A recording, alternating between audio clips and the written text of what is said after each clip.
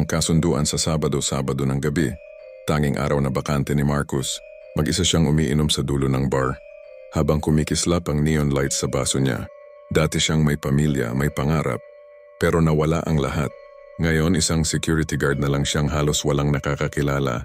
Malapit nang magsara ang bar nang biglang pumasok ang isang babae.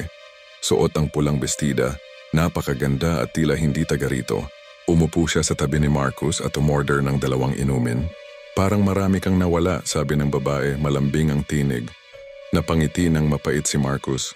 Lahat na. Gusto ko lang muling manalo sa buhay. Ngumiti siya, matay kumikislap.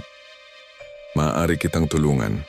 Tagumpay, kapayapaan, pagmamahal, lahat ng gusto mo. Pero may kapalit. Tumingin si Marcus sa kanyang mga mata. Anong kapalit? Ikaw, bulong niya. Sandaling nag-isip si Marcus, ngunit tumango rin. Matagal ko nang nawala ang sarili ko. Hinalikan siya ng babae. Kumurap ang mga ilaw. Nang tumingin siya sa salamin sa likod ng bar, wala na ang refleksyon niya. Pagmulat niya, sikat ng araw ang gumising sa kanya. Narinig niya ang tawanan ng pamilya sa ibaba. Amoy na amoy ang almusal. Nasa dati niyang buhay na siya. Buong buo ulit ang lahat.